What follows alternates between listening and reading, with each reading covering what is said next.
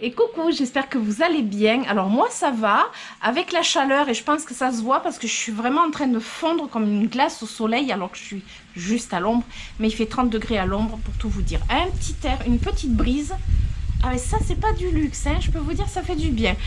Sinon cette vidéo sera certainement, je pense, même si je le dis bien souvent, mais c'est pas le cas, elle sera certainement plus courte que ce que je fais d'habitude, puisqu'aujourd'hui ça va être vraiment du simple, du basique. Je vais juste vous montrer mes 5 dernières plantes arrivées à la maison. Des plantes plutôt sympathiques, pas toujours... pas du tout très communes en fait. Une oui très commune, mais ça faisait longtemps que je l'avais plus à la maison. Que j'ai pu acquérir ces derniers jours, oui, on va dire cette dernière semaine, que j'ai pu avoir à diverses occasions. Donc c'est ça qui est pas mal. Chacune, je vais vous montrer, je vais vous dire d'où je l'ai eu en fait. Je commence par laquelle? Par la plus ancienne, je crois que c'est celle-là. Je vais commencer par une plante en fait que vous avez dû voir normalement dans mon dernier vlog, dans mon tour en jardinerie, à la jardinerie Baraté. Il me semble très clairement que j'ai juste dit je la prends, elle vient avec moi. C'est l'Oxalis triangularis pourpre. Donc celui-ci, ben, en fait c'est la plante que je disais que j'ai plus depuis longtemps mais que j'ai eu à plusieurs reprises. Et ben, comment vous dire, je la voulais à nouveau mais ça faisait un petit moment que je l'avais pas vue dans les étalages en jardinerie. Et du coup, ben là, j'ai vu une publication de la jardinerie Baraté. Et quand j'ai vu qu'il y avait de l'Oxalis pourpre, j'ai sauté sur l'occasion. Et d'où la petite promenade en jardinerie, puisqu'il y avait aussi des nouveaux Hoya. Donc, je ne suis pas revenue avec un Hoya, je suis revenue avec l'Oxalis. Donc, c'est une plante, on va dire, très commune. À la base, c'est même une plante d'extérieur qu'on voit souvent maintenant en intérieur cultivée en pot. Mais sinon, très clairement, l'Oxalis, c'est une plante d'extérieur. Là, elle est toute en fleurs, elle est magnifique. En fait, c'est le faux trèfle, c'est un faux trèfle. C'est pas la même chose que le trèfle que l'on trouve dans nos jardins qui pousse un peu partout dans la pelouse. C'est une plante herbacée et tubéreuse. En fait, elle pousse à partir de petits tubercules en forme de carottes. Je trouve ça trop mignon. Quand on les dépote, on voit des petites carottes en fait. Alors bien souvent, cette plante, on la retrouve dans nos intérieurs. Elle est très souvent vendue comme plante d'intérieur, ça je l'ai remarqué. Là, à la jardinerie Baraté, elle était dans le rayon des... Enfin, dans le rayon. En extérieur, au milieu des plantes vivaces, puisque c'est une plante vivace qui vit très bien en extérieur. Alors, ça tolère le soleil. Mais c'est quand même, en fait c'est une plante qui pousse mieux à la mi-ombre et qui aura un feuillage beaucoup plus joli à la mi-ombre qu'en plein soleil. Ça peut, voilà, ça peut endommager un petit peu le feuillage, mais quand je l'ai pris à la jardinerie, il était juste en plein soleil, quoi. C'est juste qu'il faut bien les arroser par contre quand c'est exposé plein soleil. C'est une plante en fait qu'on peut hiverner en extérieur, à l'abri du gel, c'est mieux, protégé. J'ai les grenouilles qui se réveillent maintenant. Alors j'en ai un petit peu moins de grenouilles d'ailleurs, parce qu'après elles font leur vie, elles s'en vont un peu plus loin si elles trouvent un autre habitat. Et puis là j'en avais beaucoup. Et là, ça se réveille. Et non, c'est pas l'heure en fait qu'elle se réveille. Là normalement à cette heure-ci elle ne chante pas. Bref, revenons à nos moutons, ou à nos plantes plutôt. Donc l'Oxalis pourpre, du coup l'hiver, vous pouvez l'hiverner en intérieur dans un endroit frais, pour pas favoriser la repousse perpétuelle et laisser la plante au repos comme si c'était dans la nature. En fait l'Oxalis pourpre, si vous le gardez en intérieur, donc à peu près à 20 degrés tout l'hiver, il ne perdra pas son feuillage, il pourra rester comme ça, fleurir, bon, moins ou pas du tout, mais au moins garder son feuillage. Le seul truc, c'est qu'en fait, ça va épuiser la plante beaucoup plus rapidement que si, comme dans la nature, en fait, le feuillage tombe, il perd son feuillage, se régénère, en fait, le petit tubercule. Et quand on la cultive, du coup, en extérieur, comme je vais faire, Ben, du coup, le feuillage, il tombera à l'entrée en automne, à l'entrée, enfin quand il y aura les premières gelées en fait. Et ce qu'il faut faire idéalement, c'est de prendre le pot et de le mettre à l'abri du gel et au printemps, le ressortir, le mettre à la lumière, réarroser à nouveau et ça repartira. C'est vraiment une plante plutôt sympathique. Il existe plein d'oxalis comme le DPI par exemple, qui pour moi il est dans une jardinière toute l'année et l'hiver je le mets juste à l'abri vraiment des pluies et du gel et au printemps je ressors et qu'ils se prennent la pluie et le soleil etc.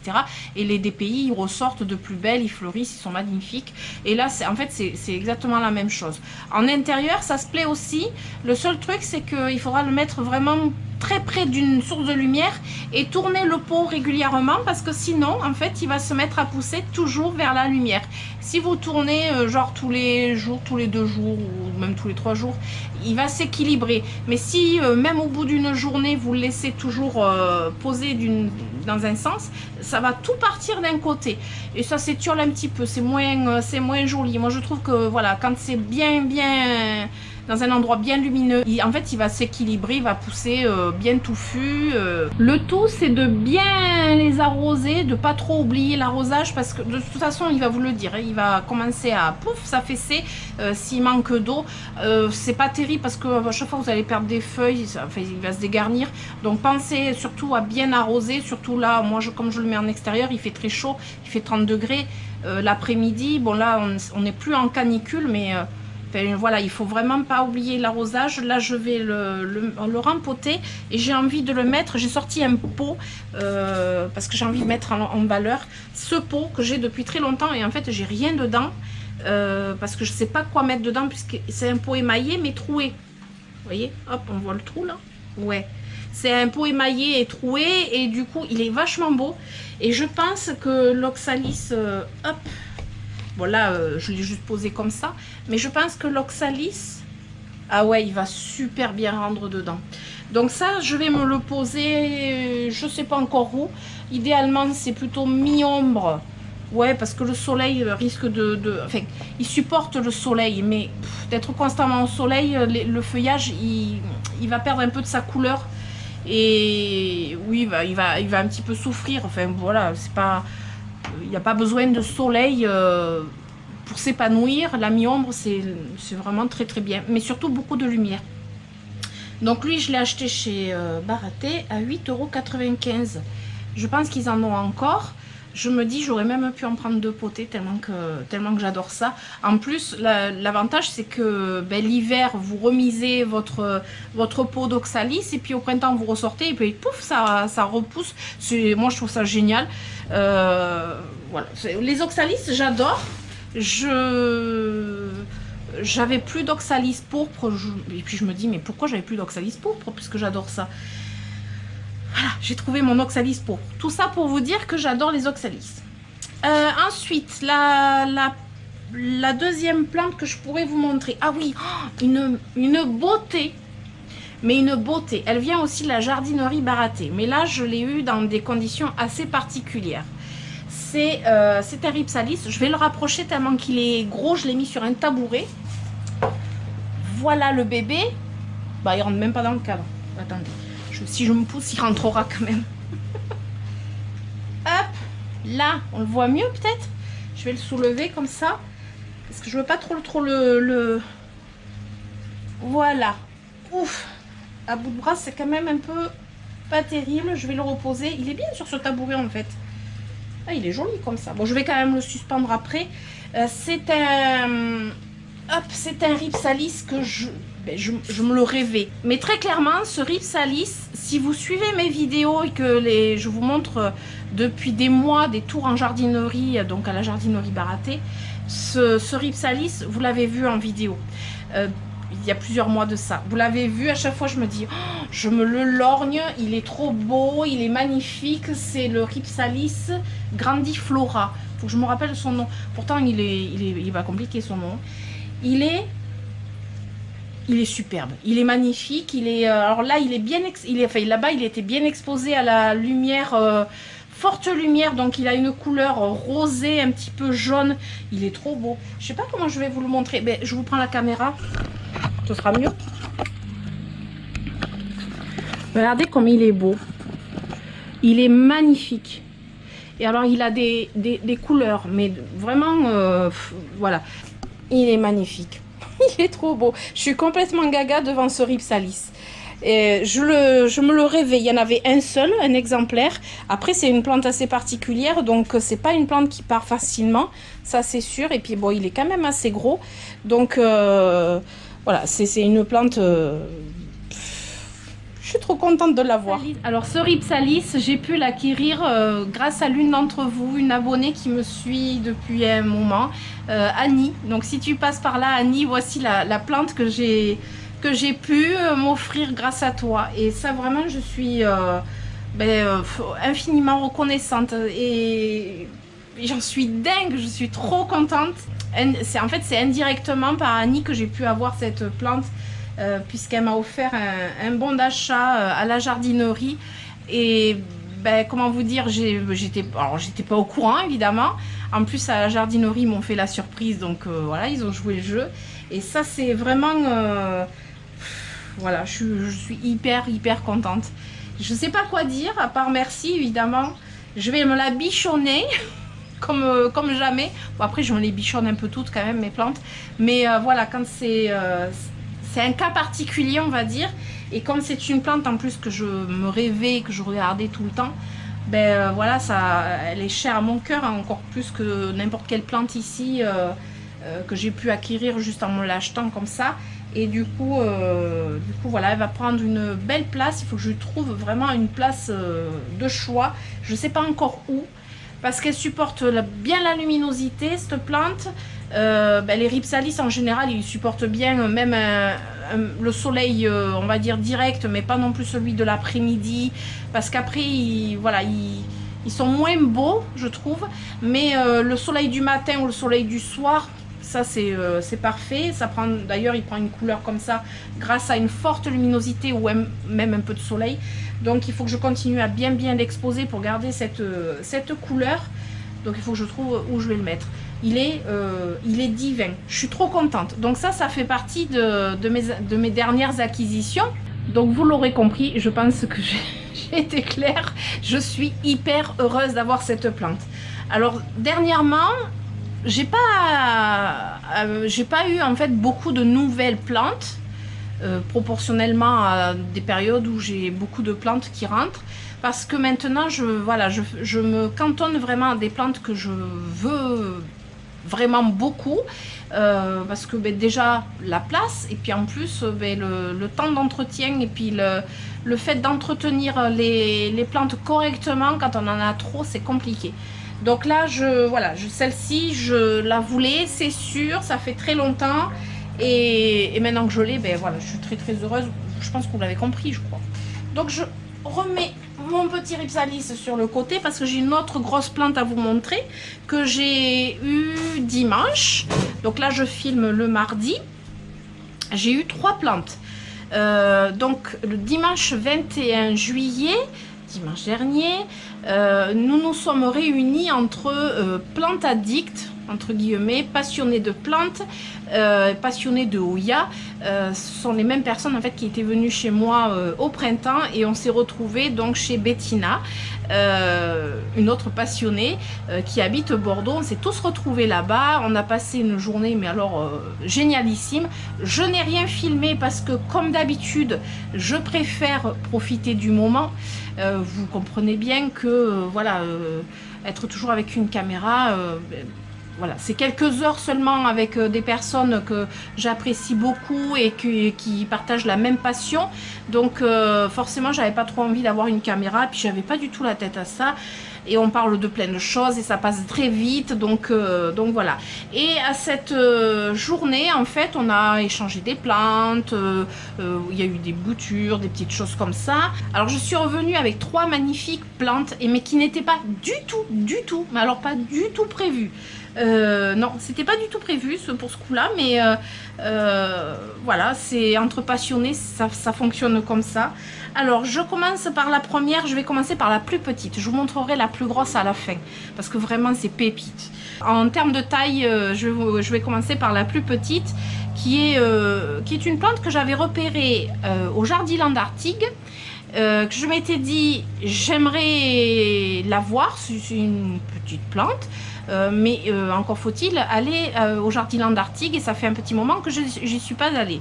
Et il se trouve que Bettina en avait une, enfin elle en avait plusieurs. C'est une petite crassula. J'ai noté le nom, c'est la crassula hemispherica.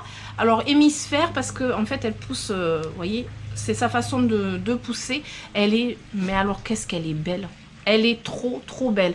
Elle est originaire d'Afrique du Sud, donc c'est une plante normalement assez facile d'entretien, qui ne demande pas grand chose, si ce n'est qu'un substrat bien drainant surtout, et de ne pas rester dans l'humidité. Voilà, ça c'est vraiment le principe, de toute façon c'est le principe même des crassulas de ce type-là. Elle peut fleurir avec la fleur de la crassula. Chez Bettina, il y en avait une qui était en fleurs d'ailleurs. Je la trouve magnifique. Et alors, quand je l'ai vue, j'ai dit c'est marrant, je voulais me l'acheter à Jardiland et en fait, j'ai pas eu l'occasion d'y aller. Et comme elle en avait plusieurs, ben, elle m'en a offert une. Voilà, je suis extrêmement touchée par ce cadeau parce que vraiment, je pense pas l'avoir. Parce que je pense que je l'ai jamais vue ailleurs que là-bas. En tout cas, pour l'instant, elle est magnifique. J'adore. Elle est trop belle. Mais alors, en plus, elle rend bien en vidéo. Elle rend vraiment très bien. Elle est trop belle. Il me tarde de la rempoter dans un joli petit pot. Donc ça, c'est la plus petite. Après, elle m'a offert aussi... Et là, j'étais contente. Parce que si vous me suivez, vous savez que j'adore les sédums. Et j'adore énormément le sédum burrito. Et j'en ai plusieurs, mais là, celui que je vais vous montrer, c'est pas le sédum burrito. Pourtant, vous allez vous dire, mais tiens, c'est marrant, il ressemble beaucoup au sédum burrito. Et en fait, c'est pas le sédum burrito, et pour le reconnaître, il faudrait que je vous montre en même temps. Alors, j'essaierai d'incruster une petite vidéo que je vous ferai. Le sédum burrito, en fait, il a des feuilles plus arrondies. Là, c'est beaucoup plus allongé. Et c'est le sédum morganianum. Morganianum. Alors attendez, parce que je l'ai noté, Morganianum. Appelé aussi queue d'âne et orpène de Morgane. J'adore. Et je l'ai eu il y a longtemps. Je l'avais plus. Et alors, elle en a des énormes. Un qui touche le sol, qui est très grand, qui est énorme. Et quand je l'ai vu, j'ai dit, mais ah ouais. Enfin, voilà, quand on aime le sédum burrito, on aime celui-ci aussi. Donc là, en fait, c'était des petites boutures qu'elle avait mis dans un pot. Et en fait, elle m'a donné tout le pot. Alors, dans le voyage, j'ai un ou deux morceaux qui s'étaient cassés. Comme celui-ci, par exemple. Et bien là, je vais juste le remettre dans la terre. Je pense que je referai le pot. Je sais pas, en fait. Je sais même pas si je referai le pot. Il faut que je voie, parce que je sais que j'ai des bouts qui se sont un petit peu... qui se sont un petit peu cassés dans le coffre. Ça a dû un petit peu bouger dans le coffre. Et comment vous dire, je m'inquiète pas, le sédum burrito et le sédum morganianum, c'est la même chose à bouturer. Vous prenez une tige ou même ne serait-ce qu'une petite feuille du sédum, vous posez sur du substrat, ça pousse tout seul. C'est vraiment pas compliqué. Là on voit qu'il était bien exposé à la lumière parce qu'il est très clair. Il est trop beau, j'adore. Au fur et à mesure que je vous parle, je suis en train de fondre. Mais je vous assure, je suis vraiment en train de fondre. Voilà, donc ça c'est la deuxième plante que j'ai eue donc dimanche. Alors quand je vais vous montrer la troisième plante, vous allez vous dire, c'est marrant, elle n'est pas revenue avec des Hoya alors qu'elle était entre passionnés de Hoya. Et bien, il se trouve que non, je ne suis pas revenue avec un Hoya en particulier. Elle m'a proposé une bouture d'un Hoya, mais je ne me rappelle plus du nom. Mais en tout cas, là, cette fois-ci, je ne suis pas revenue avec des Hoya. Puisque la dernière plante, alors c'est une grosse plante, je vais essayer de le porter. Ouf, c'est une agave qui est super lourde. C'est une agave, mais alors, juste magnifique. Je vous la montre comme ça, mais je vais peut-être la poser et vous la montrer directement par terre, parce que là je crois que là non, c'est beaucoup trop lourd. C'est une agave. Alors moi voilà, les agaves, les aloés, enfin, j'adore ça. Et alors une agave, c'est vachement plus rustique qu'une aloe. Alors c'est l'agave attenuata. Elle est originaire du Mexique. Donc c'est une agave qui, comme beaucoup d'agaves, elles sont rustiques sans être rustiques, parce qu'en général jusqu'à moins 2 degrés. Après, quand ce sont des agaves qui sont en pleine terre, bien installées, comme celle que j'ai devant, elles supportent en dessous de moins 2, pas beaucoup en dessous quand même. Mais si c'est cultivé en pot, ce sont des plantes quand même qu'il faut abriter l'hiver. Ça reste plus rustique qu'une aloe, mais il faut quand même abriter. Et alors, je vais essayer de vous montrer, alors c'est pas gagné, hein, je vais essayer de vous montrer des photos de cette agave quand elle est bien, qu'elle est belle. En fait, c'est une agave qui a eu, je sais plus ce que c'est, une tôle ou je sais pas quoi, qui était tombée dessus et ça a fait un peu effet loupe et du coup, il y a eu des feuilles qui ont cramé au soleil. Après, elle en avait plusieurs et du coup, elle avait cette potée, elle m'a proposé, mais je dis oui de suite parce qu'elle est en train de pousser magnifiquement bien au milieu. Je vais vous montrer... je vais vous montrer directement et je suis trop contente parce que une des premières plantes que j'ai vues en arrivant chez elle, c'était cette agave. Donc je me suis dit ben oui, ça voilà, j'adore. C'est une agave qui a un surnom, c'est l'agave cou de cygne ou le cou du cygne. Je sais plus, je vous marquerai peut-être en dessous, parce que sa fleur, la particularité du coup, c'est que sa fleur, comme la façon dont elle pousse, ça fait la forme du cou du cygne en fait. C'est marrant comme on va chercher des noms vernaculaires avec juste voilà une image de la fleur qui pousse comme et qui a la forme d'un cou du cygne et du coup ça fait son nom. Voilà, ça a fait son surnom, on va dire. Et c'est vrai que j'ai regardé des photos, c'est très très très beau à voir. Je vais vous amener la voir directement. Ça sera beaucoup plus simple. Voilà, je vous l'ai mise par terre. C'est beaucoup plus simple. Vu d'en haut, en plus, on voit bien la repousse qu'elle a. C'est vraiment très très beau. J'adore. Elle est magnifique, cette agave. Alors, je couperai quelques feuilles, vous voyez, qui ont brûlé, en fait. Vous voyez, ça, c'est des brûlures. Voilà, mais ça c'est pas, enfin, franchement c'est pas grave. Les plantes qui sont en extérieur, de toute façon, elles sont jamais parfaites. Moi ça me dérange pas du tout, surtout que la repousse est magnifique. Et je peux vous dire que après, une fois qu'elle aura bien grandi, elle va être superbe. En plus, sa particularité que j'adore, c'est qu'elle n'a pas d'épines, comme beaucoup d'agaves qui ont des épines. Vous voyez là, ça pique pas. C'est magnifique, j'adore. C'est excellent. Très très belle. Ah ouais, je suis trop contente. Bon, quand je vous dis que je suis vraiment en train de fondre, je suis vraiment en train de fondre. Pourtant, je suis à l'ombre, mais je vous assure qu'il fait chaud. On va pas se plaindre, c'est l'été. Donc, je te remercie, Bettina. Et je remercie d'ailleurs toutes les personnes qui étaient présentes dimanche parce qu'on a passé un moment incroyable au milieu de magnifiques plantes.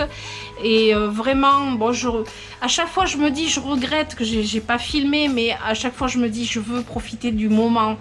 Et voilà, on est tiraillé un petit peu entre ces deux envies dans nos têtes, ouais, filmer ou profiter, c'est difficile de faire les deux. Mais vraiment, on a passé un moment extraordinaire et je suis revenue avec des plantes superbes, extraordinaires aussi. Et donc, 1000 fois merci à toutes ces personnes et à Bettina qui nous a reçus. Voilà, je vous ai montré mes 5 nouvelles plantes, mes 5 nouvelles arrivées. Je suis, mais alors, aux anges, je suis vraiment trop contente. Bettina m'a vachement gâtée. Je suis vraiment, voilà, des plantes comme ça, j'adore. Ce sont des plantes bien précises, pas forcément très communes, justement. C'est aussi ça que j'aime bien dans ces variétés de plantes. Et du coup, je vais pouvoir les installer. Il me tarde de les installer. Je pense que je le ferai certainement en vlog. Je sais pas. Je vais rempoter mon oxalis, je pense, dans le vlog. Je voudrais rempoter ma petite crassula aussi. Je vais pas tout filmer, je pense pas, parce que j'en ai des choses à filmer, je vous dis que ça. Lui, le Rhipsalis, je le rempoterai pas cette année. Je vais le laisser dans son pot. Je lui mettrai juste de l'engrais et lui trouver surtout une belle place. Ça, c'est ma priorité. Cette vidéo touche à sa fin. Je pense qu'elle sera certainement plus courte que d'habitude, mais après tout, on est en vacances, c'est l'été. Ça fait du bien aussi, c'est voilà, on y va doucement, tranquillou. Si vous avez aimé cette vidéo, comme d'habitude, j'ai envie de vous dire, ben, si vous avez aimé, je vous invite à mettre des pouces et à vous abonner et activer la petite cloche pour avoir les notifications de mes prochaines aventures, notamment samedi, le vlog de la semaine. Voilà, ben écoutez, prenez soin de vous, je vous souhaite une bonne journée, un bon week-end, une bonne semaine, etc. De bonnes vacances. Ou si vous êtes au travail, eh bien, je vous souhaite courage pour le travail et je vous fais d'énormes bisous. À très bientôt. Ciao, ciao.